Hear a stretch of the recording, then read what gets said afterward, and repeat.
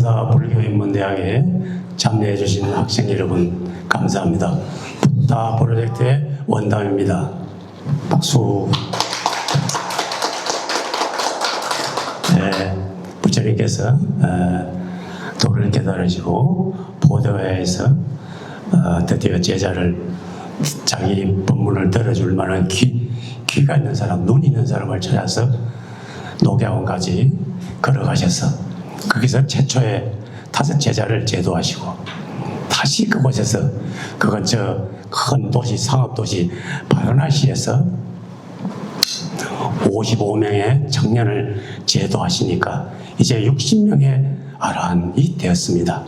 그로부터 다시 새로 법을 전파하기로 결심을 한 전도선언을 하고 부처님께서는 가까운 가야 지방으로 가가지고 불을 숭배하는 브라만 가섭 삼형제, 우로빌라 나제, 가야가섭, 삼가섭의 1000명을 제도하니까 드디어 건강에 나오듯이 1250인 정도의 제자가 되었습니다.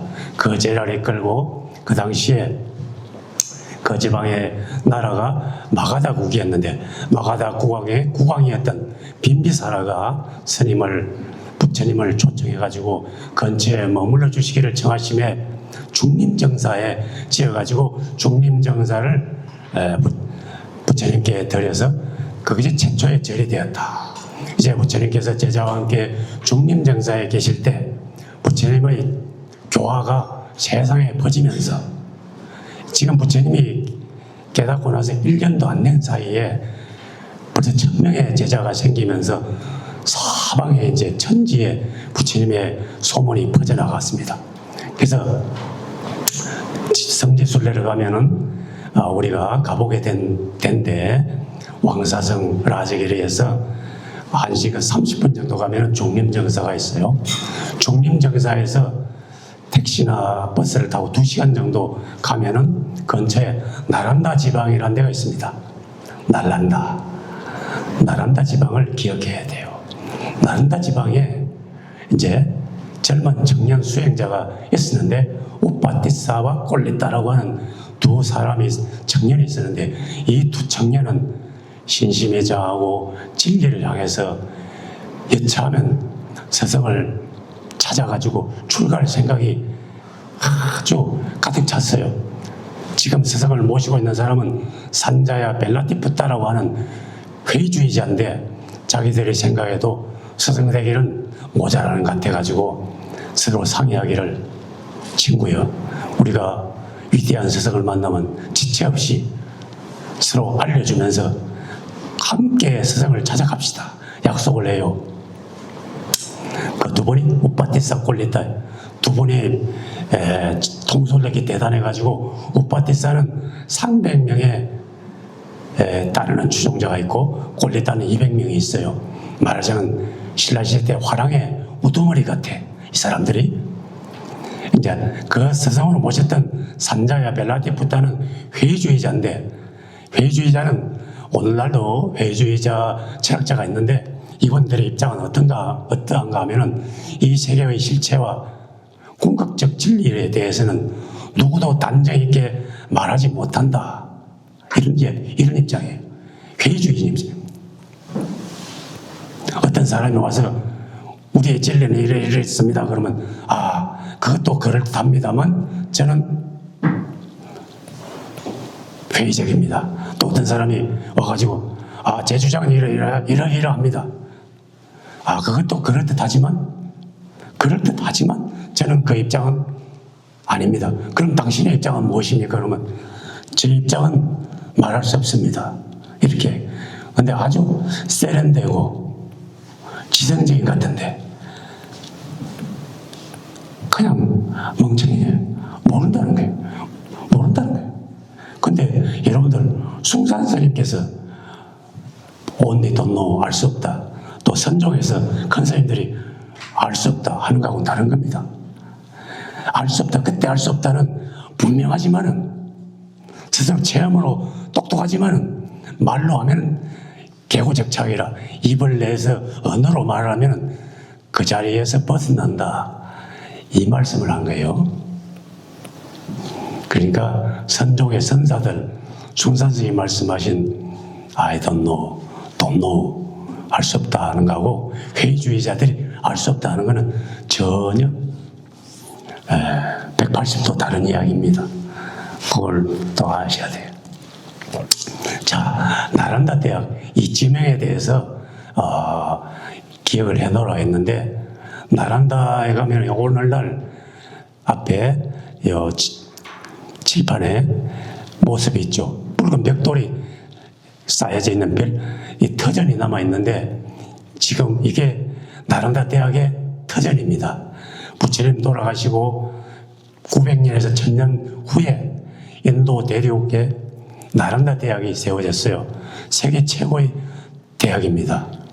아마 프랑스의 소르본느 대학 이런 것보다 더 앞설 거예요. 세계 최고의 불교 대학이었는데, 번성했을 때는 학생이 10,000명, 교수진이 2,000명 정도 되었어요. 그래서 무엇을 공부했느냐?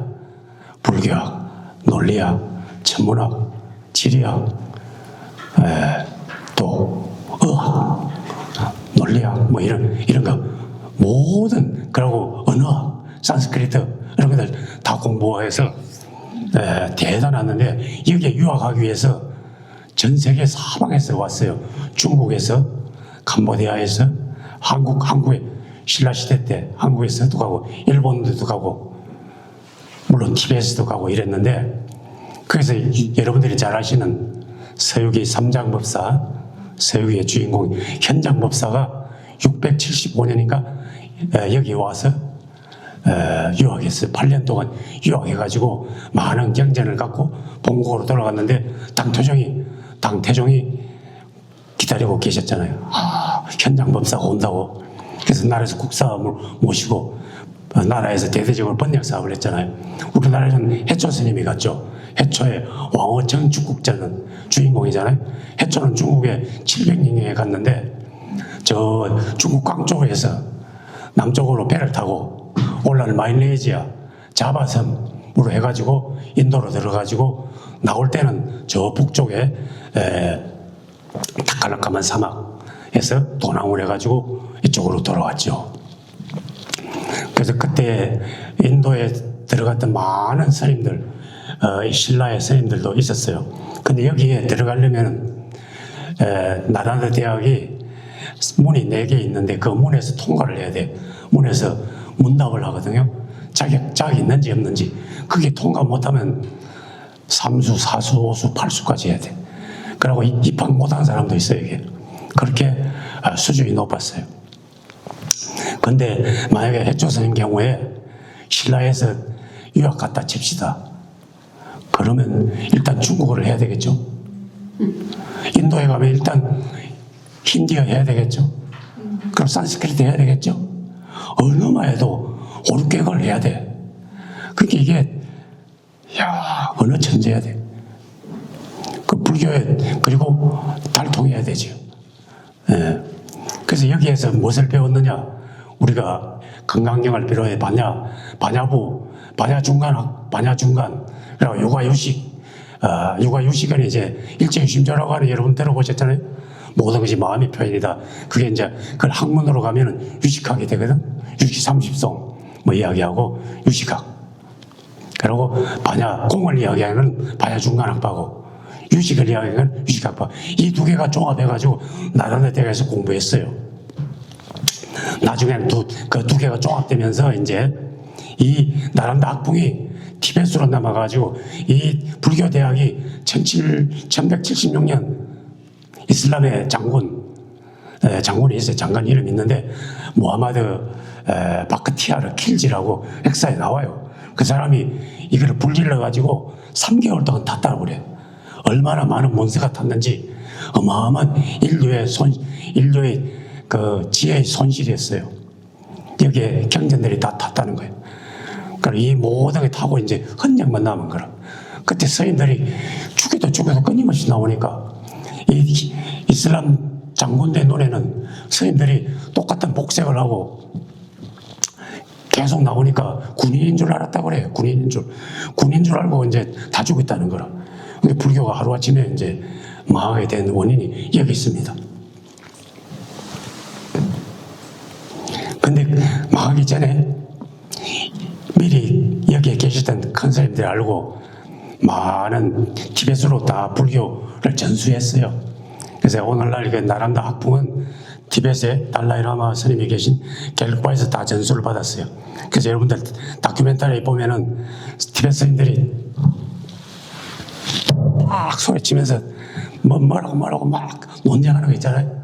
나란다에서 온 거라. 그게 논리를 연습하는 거라. 예, 뭘 주장할 때. 어쨌든 그 학풍이 그대로 내려오고 있습니다. 네. 이 지방이 나란다 지역이라. 근데 나란다 지역 출신이 바로 우파티사 꼴리타라고 하는 이제 분이 이제 스승을 찾아서 기다리고 있습니다. 근데 어느 날 우파티사의 눈에 드디어 찾던 스님이 나타나요. 오늘날도 그렇지만은 인도에는 그 햇빛이 들면은 땡빛에 그냥 초원이 먼지 날리는 그 황토가 쫙 펼쳐지는데 건기에 되면은 발자국으로 툭툭 걸어가면은 먼지가 붉은 먼지가 다 이렇게 푹푹 퍼져나요. 근데 한 사람이 고요하게 탁발을 해가지고 쫙 이렇게 가사를 읽고 자로 잰 듯이 똑같은 그림으로 일직선으로 다 가는 걸 보니까 모든 주변의 공간이 그분을 향해서 끌어붙은 듯이 침묵 속에서 그분이 걸어가시는 걸 보고 너무도 경이스럽고 존경스러운 마음이 나가지고 우파티사가 그 뒤를 따라가게 돼요.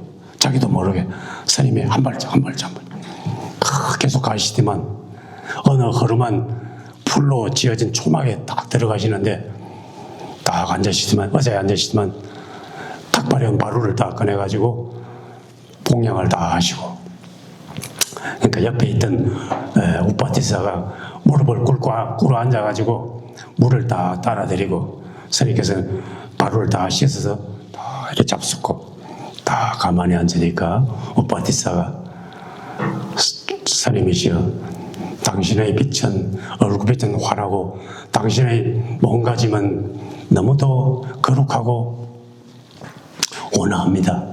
분명히 당신은 어떤 진리를 체득하신 것 같은데 당신의 스승은 누구시며 당신의 깨달은 진리를 저에게 말씀해 주십시오. 이러니까 그 스님이 조용히 입을 열어서 보시어 나의 스승은 지금 여기서 멀지 않은 중림정사에 계신다네. 내가 출가해서 얼마 되지 않아서 그분의 가르침은 다 알 수 없지만은 내가 외우고 있는 한 가지 개송이 있네. 예, 불교에서는 개송이란 말을 쓰는데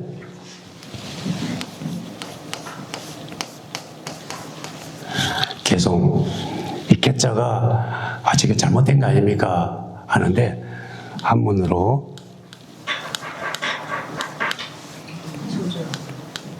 요래가지고 개자 이게 불교에서밖에 안 써요. 불교에서밖에 안 써요. 개로 읽어요. 네, 기성정결 네 개의 구절로 이루어진 간단한 시를 이야기해요. 그걸 이제 이 스님께서 외우셔요. 일체는 원인이 있어 생겨나는 것, 예라는 그 원인을 말씀하셨네. 그리고 그 소멸까지도 위대한 사문은 이와 같이 가르치시네. 여러분들 책에 158페이지 나옵니다. 예담마에뚜파와 대삼 타 해둠 타다가도아 대삼 자연이로도 외웅바디마 사마노 제법 조면생열의 설신 피법빈 연진시 대사문설 한문으로 이렇게 돼 있어요. 네, 여러분들이 한 번 더 한글로 된 걸 번역된 걸 같이 읽어봅시다. 일체는 원인이 있어 생기는 것, 예라는 그 원인을 설하시네. 그리고 그 소멸까지도 위대한 사문은 이와 같이 가르치시네. 이것이 너무 중요해가지고 법신송이라고 이렇게 우리가 이야기하고 있습니다. 법신송. 법은 부처님의 가르침을 말하는 것이고, 이건 몸신자, 진리의 몸. 그러면 핵심이 된다는 이런 말씀인데, 사실은 우리가 부처님은 지금 돌아가셔서 육신이 없으니까 법의 몸만 남아있다. 법은 몸이 어디 있습니까 지금? 그러면은 지금 여러분과 저 사이에 불교 이야기하는 것, 진리를 공감하는 것, 이것이 바로 법신이 살아있는 징표입니다. 법신은. 제가 말하고 여러분들 알아듣잖아요. 알아듣는 그것은 무엇입니까? 그것은 텅 비어있지만 가득 차있는, 항상 깨어있는 그것이 불생이라고 표현하는데, 선종에서는 또 이렇게 바로 이 자리에 이렇게 얘기하잖아요. 그게 법신입니다. 법신은 살아있어요. 그래서 부처님 돌아가시고 우리 불교 무엇을 의지하고 있습니까? 기독교인들은 하나님을 믿는다는데 우리는 법을 믿습니다. 법신은 살아있습니다. 기독교인들한테 한번 물어보세요. 너희들이 믿는 하나님은 어디에 계시냐고, 보고 있냐고, 듣고 있냐고. 그 사람들도 말 못하지.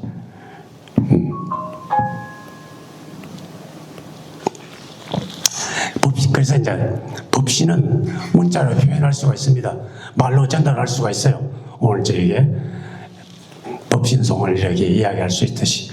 그러면 이것이 무슨 말이냐?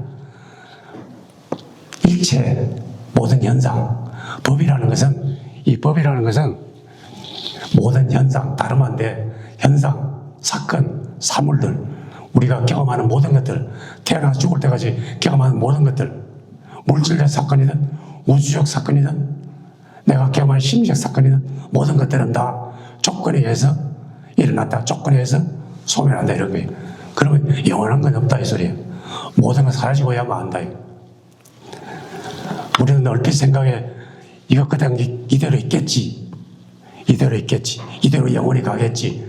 눈만 뜨면 그대로, 하늘은 그대로고 땅은 그대로고 부산은 맨날 그대로니까 자기 눈에 보이는 장롱이나 텔레비나 밥솥이나 싱크대 가면 그대로 있으니까, 그리고 아들 자식 그대로 있으니까 항상 이대로 끝없이 가겠지 생각하잖아요. 조금 시간만 빨리 감아봐요. 10년만 빨리 감아봐요. 계속 변해왔잖아요. 그런 식으로 계속 바뀌는 거예요. 조건이 바뀌면 끊임없이 바뀐다. 바뀌는 끝에는 뭐가 있겠어요? 사라지고 떠나고 죽음밖에 없지. 모든 건 사라져야 한다는 뜻이에요. 모든 건 사라지고야만 한다. 이 또한 지나가리라, 이렇게 하잖아요. 크게 보면은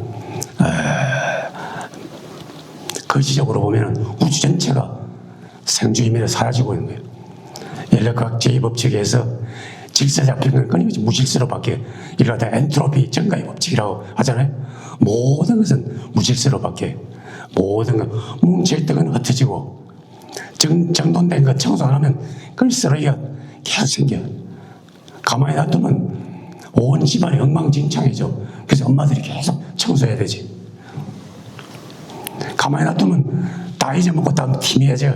계속 다시 머리를 써야 기억이 재생되겠죠? 그런 식으로 끊임없이 기억된 건 잊어먹고, 다 모아놨던 건 다 흩어지고, 내 것이라고 잡아놨던 건 다 날아가 버리고, 내 것이라고 결국은 주장할 것이 한 것이 없어요. 자, 이거는 이제 이야기 조금만 들으면 알 수 있는 거고, 무엇이 뭐하길래 법신이라고 했을까요? 우리가 애착하고 있는 것, 내 몸과 마음, 내가 사랑하고, 내가 미워하고, 내가 나의 고통, 이런 것까지 다 그것도 영원한 것이 아니더라. 그걸 자각해야 되는 거예요. 그러면 집착할 것이 없는 거예요. 집착할 것이 없어요. 그러니까 이것을 깊게 새기면은 마음이 흔쾌해지면서 모든 걸 놓아버린 상태, 집착이 없는 상태가 돼요. 집착이 없는 상태. 그런데 집착이 없다고 집을 떠나라는 말이 아니고, 정원을 예쁘게 갖고 오는 사람이 정원을 우리가 예쁘게 가꾸잖아요. 그럼 가을 되면 꽃이 다 떨어지고 낙엽 진다고 아이고 애써봐야 다 소용없구만. 그 정원 그래서 싹 없애버리겠어요? 아니지. 내년에 다시 꽃을 뿌려가지고 꽃도 보고 물도 주고 해가지고 꽃을 피우고 그래야 될 거 아니에요. 우리가 다 떠나고 내 것이 아무것도 내 것이라 주장할 수 없고 재무상이라 다 공으로 돌아갈지 알지만은 이미 내가 맺은 인연들은 곱게 가꾸고 내가 살아있는 한 잘 정성스럽게 정을 주다가 돌아가야 되겠지. 예? 무책임하게 팍 떠나라 이 말이 아니죠. 예? 이게 내가 떠나든 떠나지 않든 애착을 하든 안 하든 필경 조건은 지워져서 사라지고야 마니까 많은 거는 결정적으로 법칙이니까 그 가운데서 나는 어떤 마음을 써야 될 것인가 그게 중요한 것이. 자, 법신송은 이렇게 해가지고 설명해드렸고 그래서 이 우파티사가 잘 알았습니다. 존자시여 지금 바로 저는 스승님을 찾아서 달려가겠습니다. 근데 자기한테 개송을 말씀해 주신 그분이 아사지 존자라. 아사지 부처님이 녹야원에서 첫 제자로 삼으신 5분이 있다고 했잖아요. 오비구 제일 처음에 깨달은 분이 꽃난야, 그 다음에 아사지, 그 다음에 마나마, 바티아, 왓파라고 하는 5분이 있었는데 그 중에 아사지 존자예요.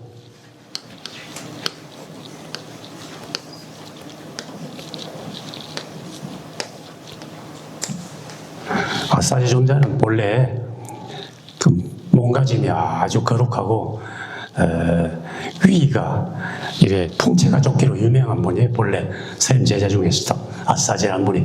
그래서 이 우파티사를 감동시킨 분이에요. 그래서 지체 없이 자기 동생이랄까 꼴레타하고 같이 가가지고 야 꼴레타야 같이 가자, 부처님 찾아가자. 그래서 막 뛰어가지고 중림정사까지 뛰어갑니다. 그렇게 아시고 자기 수제자가 제일 주분이 오시는 걸 알고 부처님께서 중림정사에 입구로 걸어 나오시라. 그래서 스승님이 나오자 문에서 딱 마주쳐요. 두 청년이 뛰어오니까 잘 왔다 비구여 설레 비구여. 161페이지 제일 밑에 보세요. 에이 비구 설레 비구여 잘 왔다 비구여. 그러니까 이 두 사람 머리가 저절로 싹 깎이고 칼로 깎는 게 아니면 면도칼 깔 필요도 없어요. 저들 머리가 싹 깎여지고 옷도 그냥 바로 가사로 착 입혀지고 바로도 바로 탁 들려져요. 이게 설레 부처님이 칭찬하면 바로 즉시에 그렇게 돼요. 부처님의 신통력인지 과거세상에 얼마나 스님 노릇을 많이 했던지 설레 비구요. 그래서 이 두 분이 이제 출가했는데 바로 사례불과 목련존자가 돼요. 사례불은 지혜제일 사례불, 신통제일 목련존자 이렇게 이야기하잖아요. 사례불 존자는 부처님하고 나이가 같고 그리고 너무 잘생겼어요. 거의 부처님처럼 생겼어요. 그래서 사람들이 잘 모르는 사람은 착각했어요. 사례불을 보고 부처님인 줄 알고. 그리고 나중에 부처님이 연로하셨을 때도 사례불아 네가 대신 슬퍼해라. 슬퍼도 대신하기도 하고 그랬어요. 사례불 존자. 자,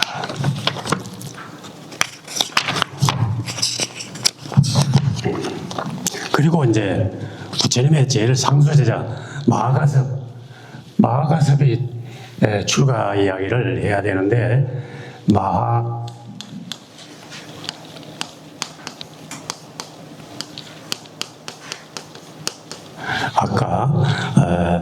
사례불 목련존자는 부처님의 양대 제자고 가섭존자는 부처님의 제법을 받은 제상수제자입니다.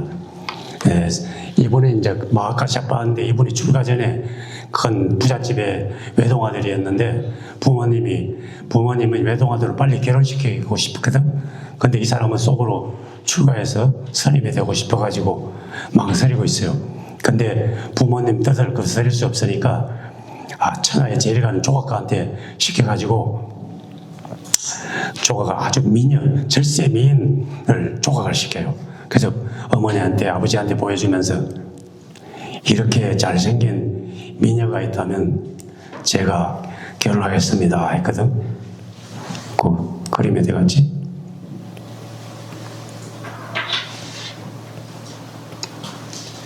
아마 이와 같이 생겼을는지 몰라요. 이분은 현재 인도에서 최고가 된 미녀라고 하는데 아이시라와야 라이 반첸이라고 하는데 이분이 인도 이제 한 40대 들었을 거예요. 지금은 인도의 최고는 인도 사람들 여배우를 영화배우를 인도에서 영화배우를 숭배해요. 영화배우를 여신이라 그래. 남자 배우는 대바 남신이라 그러고 인도 문화를 가봐야 알 수가 있어요.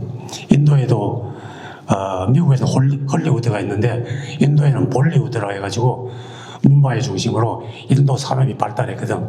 인도 사람들은 돈이 없기 때문에 가난하기 때문에 영화 보는 걸 그렇게 좋아해요. 영화 볼 때 옷을 완전히 치장하고 여자 같으면 화장을 다 하고 남자는 최고 좋은 옷을 입고 영화관에 가요. 그러니까 영화가 2시간 아니 2시간 짧아 안 돼. 한 3시간 해. 중간에 10분 동안 점심을 먹고 들어와야 돼. 중간에. 그만큼 영화에 진심이라. 그러니까 인도 사람들은 중간에 싸움할 때가 되면은 싸움하는 나면 안 돼. 중간에 반드시 양쪽에 춤을 춰야 돼. 양쪽에. 우리나라 같으면 막 깡패가 나와가지고 양쪽에 싸움할 텐데 인도 영화는 그런 게 없고 양쪽에서 싸울 준비를 해가지고 갑자기 춤을 춰요. 그러면 인도 영화 안 봤던 사람은 저게 뭐야? 총 쏘고 지금 막 활극이 나와야 되는데 막 춤을 추고 노래하거든. 춤추는 것도 한 10분 정도 나와요. 우리는 안 봤던 사람은 지겨워서 근데 인도 사람은 좋아해. 그래 이제 이런 어머니 이런 여자를 찾아오면 제가 결혼하겠습니다 그런데. 근데 이제 아마 마카사파 생각에는 아마 이런 여자는 없을까 했는데 어머니 아버지가 돈을 투자를 많이 해가지고 사방에 사람을 모여가지고 이 여자를 진짜 찾아와요. 이런 여자를 찾아오는데 그분이 이제 바타 카펠란이라고 한 여자인데 가서 수송을 해보니까 그 집안에 가서 물어보니까 두 사람이 연결이 됐어요. 연결돼가지고 서로 상견례를 했는데 양가 부모님 몰래 두 사람이 이야기를 해요. 부인 될 사람 아니니까 일단 부인이라고 호칭이 적당하게 없으니까 이제 낭자 이렇게 되겠네. 낭자 내가 사실은 출가할 생각이라서 결혼할 생각이 없는데 어쨌든 부모님 뜻에 의해서 우리가 만나게 돼서 어찌 감독했어. 그러니까 선생님 저도 사실은 결혼 생각이 없고 저도 출가할 생각했어요. 그러거든. 그럼 잘 됐다. 우리가 이것도 인연이니까 부모님 보시기에 살아계실 동안만 결혼한 척 합시다. 가지고 결혼해요. 가지고 이제 두 사람이 12년 동안 같이 살아. 근데 같이 자진 않아요. 근데 부모님들이 자꾸 뒤다봐 싸니까 애가 없냐고 뒤다봐 싸니까 밤에 큰 침대에 쓰는 걸 뭐라고 하지? 트윈인가? 더블 침대가 아니고 그치? 어쨌든 큰 침대에 양쪽에 갈라가지고 중간에 꽃을 쫙 갖다 놓고 양쪽에 이제 그렇게 자요. 그 12년이 세월이 지냈어요. 그 어느 날 이제 세월이 달 지나가지고 양가 부모님이 다 돌아가셔.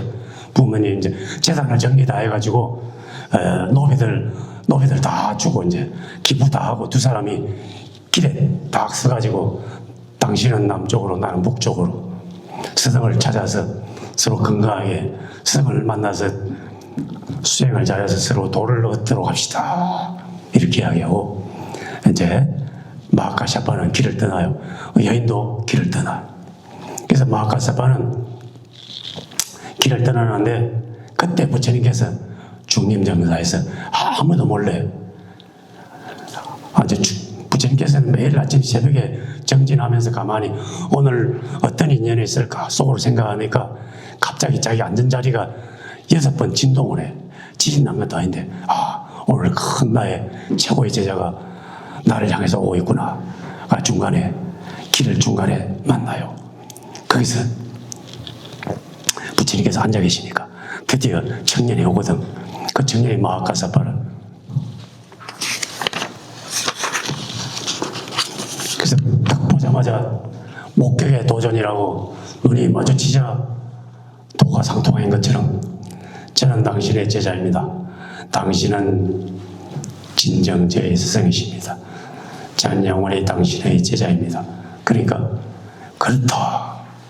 나는 너의 스승이다. 아는 척하거나 본 척하는 거짓된 스승이 만약에 당신 같은 신실한 제자의 죄를 받는다면 그 사람의 머리가 7조각이 날 것이다. 그러니까 마가석 같은 사람의 진실한 사람의 죄를 받을 수 있는 사람은 나 스가모니 부처님밖에 없다. 얼마나 당당히 나는 너의 스승 될 자격이 있다. 이렇게 말하는 거야. 그 제자가 얼마나 대단했으면 이렇게 이야기하겠어요. 그래서 선종에서도 이걸 크게 해가지고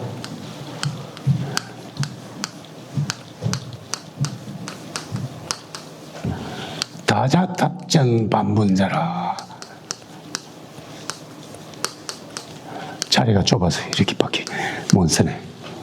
부처님께서 선종해야 하면 부처님의 마음, 깨달은 마음을 3번 전했다. 삼체전심 이렇게 해야거든. 영산예상에 연꽃을 들어보셨다. 그걸 마가섭이 빙그레 우셨다. 그리고 2번째 다자탑전 반분자. 다자탑이라고 탑에서 부처님께서 마가섭아 내 옆에 와서 자리를 같이 앉자 이렇게 이야기했거든. 다자탑전 반분자. 너와 나의 앉은 자리가 같다. 깨달은 경지가 같다. 이런 표시잖아요. 예? 그래서 이만큼 마가섭이 출가 인연이 이렇게 장하다. 이렇게. 그러면은 아이고, 두 사람이 결혼할 사이인데 동시에 출가한 인연이 부처님 당대만 있고 실제로 현실 세상에 있는 일이냐 이런 질문이 나오겠죠. 네? 현실에도 있어요. 현실에도. 중국에 허원스님이라고 계시는데 이 사람은 120살을 살았다고 해요. 중국 본토에서 계시는데 젊었을 때 LG에 출가해가지고 부인이 있었어. 근데 자기가 첫날 밤을 안 치르고 첫날 밤에 부인하고 이야기를 해요. 내가 사실 출가하려고 하는데 부모님 뜻에 강건해가지고 어쩔 수 없이 혼인을 맺겠는데 나는 날만 새벽 말로 가지고 나는 그 길로 출가할 생각인데 당신은 어떻소? 그러니까 저는 뒤에 남겠습니다. 가지고 나중에 그 여자분도 출가했다고 얘기해요. 근데 이 허운 노사는 삼보일배 해가지고 오대산 갔어요. 오대산. 우리 한국의 오대산 말고 중국의 오대산이 있어요. 그 겨울에 눈 속에서 오대산에 눈 속에서 삼보일배 했는데 눈 속에서 옷도 시원찮고 신발도 시원찮은데 눈 속에서 삼보일배 하니까 손발이 다 얼었는데 어느간해서 어떤 사람이 자기를 간호해가지고 결국 이제 보름동 간호회가 살아났어요. 그래서 오대산 다시 출발했거든. 출발할 때 고마워가지고 허원 스님이 아니 곧 이렇게 간호해 주셔서 제가 다시 구법행을 떠날 수 있게 돼서 감사합니다. 당신의 성함은 무엇입니까? 그러니까 나는 문길이라고 합니다. 그래서 문길이라고 그래요. 문길. 그 문길 생각했다가 오대산 가가지고 딱 생각하니까, 문수보살을 자기가 만났구나. 왜냐면 묘길상 문수보살, 만주실이 묘길상이거든. 만주실이 묘길상이라 꼭 길자 따고 문자 따고 이분은 벌써 가기 전에 문수보살을 칭겨낸 거래요. 그래서 문수보를 칭겨내가지고 이분이 50대에 이제 깨달아가지고 중국의 많은 사람들한테 법을 전해주고 문화대혁명 때 그 홍위병들이 종교를 탄압해가지고 이 노스님을 몽둥이로 때려가지고 홍위병들 만행 있잖아요. 교수라든지 지식인들 때려가지고 그때 죽은 사람도 있고 뭐 손 닿는 거지 문화재 다 파괴 다 했잖아요 그때. 중국의 모든 탑들이라든지 뭐 공장 몇 가지 부쉈다는데 말해서 못하겠어요. 이 헌스님도 때려가지고 사람이 죽었다고 생각가지고 동굴에 이제 던져놨는데 스님의 선정에 의해서 선정의 힘으로 다시 소생해가지고 마지막 법을 많이 전해줬어요. 오늘 대만이라든지 홍콩이라든지 말레이시아라든지 중국에 전법 받은 사람이 다 이분의 법을 받은 사람들이에요. 자, 이렇게 해가지고 이제 지금 출가한 인연이 이렇게 있었다. 그리고 부처님께서 이제 성도하시고 2년 후에 드디어 제자를 끌고 카필라 성으로 갑니다. 근데 바로 성으로 들어가지 않고 제자들이 철새가 그 숲에 고요히 깃들듯이 옛날에는 성이 있는데 우리가 옛날에 한양성에 가면은 바로 들어가지 못하고 숭례문을 통해 가지고 또 동쪽에는 흥인문이 있고 이렇게 상해문이 있잖아요. 이렇게 여기도 카필라성도 그래 문이 있고 문 밖에 숲속에서 제자들하고 부처님이 머물렀어요. 그 소문을 이제 카필라성에 부처님 아버지 대신 슈토다네 왕이 우리 아들이 왔다는데 도를 깨달고 제자들하고 함께 왔다는데 왜 들어오지 않고 밖에 숲속에 머무는가 이렇게 궁금했거든. 그래서 그 다음날 새벽에 자기 시종들 데리고 이제 부처님을 찾아봬요. 근데 옛날 같으면 왕이 나가면 왕이 납시오 여봐라 해가지고 막 사람들이 다 머리를 조아리고 그래야 되는데 숲속에 왕이 왔다고 신호해도 아무도 스님들이 꼼짝도 안 하고 다 새벽 안개 속에 다 정진하고 앉아있거든. 고요히 참선 속에. 슈토다나 왕도 왕이지만은 그 분위기에 압도돼가지고 가만히 가가지고 자기 아들인 부처님이 지금 37살이에요. 자기는 거의 70, 60이 됐는데 이제 무릎을 꿇으면서 왕이 무릎을 들고면서 부처님 앞에 꼬꾸라듯이 엎드린다. 그는 더 이상 내 아들이 아니다. 세상에 존귀한 분이시니 온 세계의 신들이 경배를 받아 마땅한 분입니다. 그는 샥가족에 속한 내 자식이 아니다. 이렇게 했어요. 절을 부처님이 대신 아들한테 절을 했어요. 스님들이 출가해가지고 한 10년 만에 자기 속가집에 가면은 아버지들은 자존심이 있어서 절을 안 하는데 어머니들은 절을 해요. 아이고 스님 오셨습니까? 이렇게. 그처럼 여기는 아들이 이제 스님을 해요. 얼마 전에 10년 전에 드라마 태양의 후예가 있었잖아요. 네. 네? 누가 주인공이지? 송중기, 송혜교가 그때 주인공 여주하고 남주하고 좋아가지고 결혼했다가 그만 파토 나버렸지. 태양의 후예라는 게 석가족이 태양의 후예예요. 석가족이. 근데 그 시나리오 작가가 여기서 힌트를 얻었는지 자기가 지냈는지 모르겠는데 아마도 태양의 후예가 석가족이라는 여기서 가져왔을지 모르겠어요. 예. 태양의 후예라는 게 어원이 있거든. 일본 말로 아디자라고 해요. 아디자가 태양의 후예라 이런 말이에요. 석가족의 별명입니다. 그리고 이제 그 다음날 이제 부처님께서 탁발을 성 안으로 제자하고 성문을 열고 탕불로 들어가시오. 가가오고 다 탁발을 하는데 탁발은 다 7집만 하게 돼 있어요. 집마다 선택해서 가는 게 아니고 연속해서 이 집 말고 다음 집 건너뛰는 게 아니고 그냥 무작위로 7집을 탁발해가지고 먹을 만큼 생기면 먹고 모자라면 그대로 참고 탁발 아무도 안 주면 그냥 굶고 이렇게 하는 게 탁발이거든. 근데 이제 성 안에서는 부처님 왔다고 다 알고 다 기다리면서 부처님 탁발을 하는데 마침 시도다나 왕이 부처님 잘 오셨습니다. 저와 같이 꼭 가볼 곳이 있습니다. 그래가지고 지금 사실 제일 기다리는 사람 누구겠습니까? 8년 전에 몰래 야반 도주하고 버리고 간 아들과 딸, 아들과 부인이 있을 거 아니에요. 야수다라가 제일 기다리고 있어요.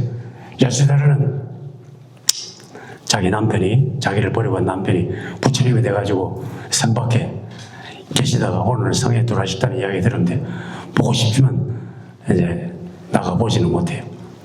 왜냐하면 야수다라는 부처님이 출가한 이래로 비단옷을 다 벗고 거친 베옷을 입고 창문을 다 닫고 그때부터 자기도 거의 고행하시듯이 자기도 수행에 들어간 거거든. 그래서 그 소문이 시아버지, 시어머니 온 궁중에 다 소문이 다 났거든. 야수다라도 거의 수행이처럼 사시고 계신다. 부처님을 앞에 인도해가지고 야수다라가 있는 그 문 앞까지 부처님을 모시고 왔어요. 그래서 부처님 문을 열고 딱 들어가려고 하는 찰나에 부처님의 심령은 어떻겠습니까? 밖에 발자국 소리를 듣고 기다리고 있는 야수다의 심정은 어떻겠어요? 8년 만에 이별, 이제 재회를 하니까 부처님이 야수다에게 어떤 말을 했을까? 29의 집을 나가가지고 37까지 다시 돌아올 때까지 8년의 동안의 이별, 그리고 영웅의 귀환, 그리고 재회, 할 말이 침묵으로 스며들어 가슴속으로 흐를 뿐 무슨 말을 할 수 있을까? 부처님이 어떤 말을 했을까요? 경전이 안 나옵니다. 경전이 안 나와요. 174페이지 보세요. 그런 말을 설령 했다고 해도 경전 편찬한 사람이 뺏겠지. 이제 그래가지고 174페이지에 제가 상상해서 넣은 거라. 내가 그분의 입장이라면 8년에 버리고 왔던 내 부인한테 이렇게 이야기해 주겠다, 이런 생각이었어요. 야수다라여, 만물은 흘러간다. 우리의 인생도 흘러간다. 너와 나의 삶도 흘러간다. 우리의 삶, 사랑과 이별도, 젊음과 늙음도, 슬픔과 기쁨도 흘러간다. 꽃잎이 떨어져 강물에 떠내려가듯 우리의 시간도 떠내려간다. 이 세상 어디에 안온한 곳이 있으랴. 야수다라여, 나는 안온하고 안전한 곳을 발견했다. 불사의 경지, 열반을 선물로 가져갔으니 나를 따르라. 나와 같이 흐름을 넘어서 안전한 언덕으로 가자꾸나. 피아나의 경지로 같이 함께 가자꾸나. 사랑스러운 야수다여, 당신의 그 힘든 세월을 혼자 잘 견디려왔다는 것을 잘 알고 있어. 당신은 덕이 있고 현명하기에 나의 길을 이해해야 할 것이오. 지혜와 선정의 축복이 당신에게 곧 주어질 것이오. 당신에게 새로운 인생이 열릴 것이오. 나는 당신의 선택을 존중하오. 당신은 부다의 길을 가게 될 것이오. 당신과 나는 아득한 옛적부터 다르마를 함께 수행해온 동반자로, 이제 나는 부다가 되었고 당신은 야수다라 역을 맡은 것이라오. 당신께 감사하며 당신의 덕을 찬탄하오. 그러니까 야수다의 마음이 열린다. 가슴에 맺힌 것이 풀리면서 눈이 열리고 귀가 열리고 새로운 지평이 열린다. 야수다라는 남편을 기다리는 버려진 여자가 아니었어요. 더 이상 남편을 기다리는 여자가 아니고 부처님을 당당한 정신력 동반자, 부다 프로젝트 그리스도의 협력자였다. 예, 이제 여기서 마무리하고 다음 시간에 다시 말씀드리겠습니다.